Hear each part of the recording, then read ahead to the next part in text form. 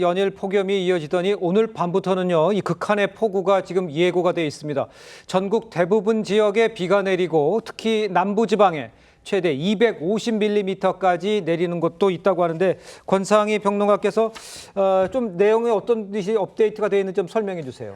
일단 지금 강한 비와 돌풍이 예상되고 있는 그런 상황입니다. 예. 이번 비의 원인을 간략하게 말씀드리면 이 서쪽에서 유입되는 다량의 수증기와 건조한 공기가 충돌하면서 시작하게 되는 건데요. 네. 최대 강수량 지금 좀 전망을 해드리면 제주와 부산, 전남 남해안 또 경남 남해안 등 서쪽과 남쪽 지방을 중심으로 250mm 이상의 큰 비가 예상되고 있는 그런 상황입니다. 네. 또 경기 남부와 북부, 대전, 세종, 충남, 전북에는 최대 150mm 이상이 내릴 것으로 예상되고 있고요.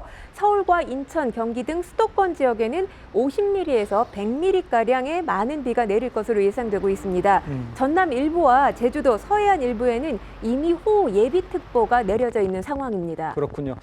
자, 이번에도요, 지난 폭우처럼요, 시간당 30mm, 이제 국지적으로 또 최대 80mm까지 쏟아질 거라 하는 이야기가 나오고 있는데, 그래서 지금 각 지자체 재난안전대책본부가 비상 1단계 체제에 지금 돌입해 있죠. 네, 그렇습니다. 예. 보통 3시간에 60mm가량의 비가 내리게 되면 이게 예상되면 이제 호우특보가 내려지게 됩니다. 네. 그리고 1시간에 50mm에서 80mm가량이 예상될 경우에 긴급재난문자 발송 기준까지 충족이 될 수 있습니다. 네. 그런데 지금 밤사이 최대 80mm 이상의 많은 비가 예보되고 있는 상황이잖아요. 이 극한 호우 수준의 매우 강한 비가 내릴 것으로 보이는데 지금 이 재난안전대책본부 비상 1단계 체제에 돌입한다는 의미가 어떤 거냐면 재난안전 관련해서 이 자연재난에 선제적으로 대응하겠다는 겁니다. 네. 초기 대응 단계로 재난 상황에 대비해서 이 각 지자체마다 비상근무에 돌입하겠다는 그런 의미로 보시면 되는데요.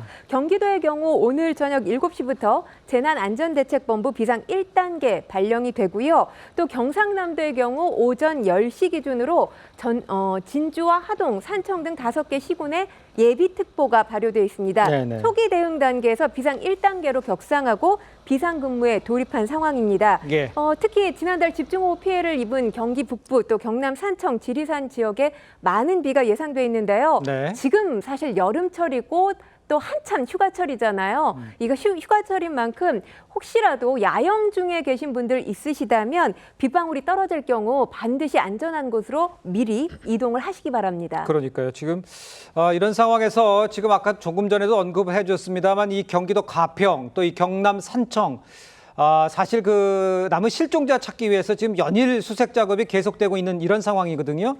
그런데 이제 다시 폭우가 시작되기 전에 여기 전에 꼭 찾아야 될 것 같아요. 네, 그렇습니다. 네. 휴일인 오늘도 여전히 수색 작업이 진행됐습니다. 네네. 경기 북부 지난번에 내렸던 호우로 인해서 7명이 목숨을 잃었고요. 지금 실종자 1명이 있습니다. 오늘 지금 진행된 상황을 말씀드리면 소방 160여 명, 또 경찰 200여 명, 군 220여 명 등 총 580여 명이 이 실종자를 찾기 위해서 동원됐는데요. 이 인원이 어제보다 무려 120여 명 정도 늘어난 숫자입니다. 예. 여기에 이제 구조견 또 드론, 헬기 등 장비도 대거 투입된 상황이에요. 지금 가평군 하천 하류와 팔당댐 등을 수색하고 있고요. 또 경남 산청 역시 지금 실종자에 대한 수색 작업 계속되고 있습니다. 예. 80대 남성 지금 실종자지요. 이 소방과 경찰, 해경 등 240여 명가량이 현장에 투입돼서 수색 작업 이어가고 있고요. 헬기와 또 드론, 보트 등을 총동원해서 집중호우 이전의 수색자, 그러니까 실종자를 찾겠다는 데 지금 집중하고 있습니다. 알겠습니다. 그런데 지금 상황이 이제 지난달 이 폭우만큼 많은 비가 온다고 하는 거지 않습니까? 이미 피해를 입은 지역 2차 피해 우려도 있는데 자, 대비는 어떻게 해야 될까요? 이 상황에서? 일단 뭐 산사태, 침수, 또 하천범람 같은 2차 피해 우려가 현실화되지 않을까 걱정하시는 분들 많을 텐데요. 예. 특히나 밤 시간대, 지난번에도 그랬지만 이번에도 밤 시간대에 많은 비가 내릴 것으로 예상되고 있는 그런 상황입니다. 네. 침수 지역에는 감전사고와 차량 시동, 꺼짐 발생할 가능성이 있으니까요. 이에 대한 대비가 필요하고요. 또 침수된 도로나 이 지하차도 같은 경우는 절대 통과해서는 안 되고 물이 빠질 때 이때는 좀 안전하지 않겠지 해서 근처에 가시면 안 됩니다. 예. 오염 물질이 있을 수 있기 때문에 물가에도 가까이 가지 않는 게 좋고요.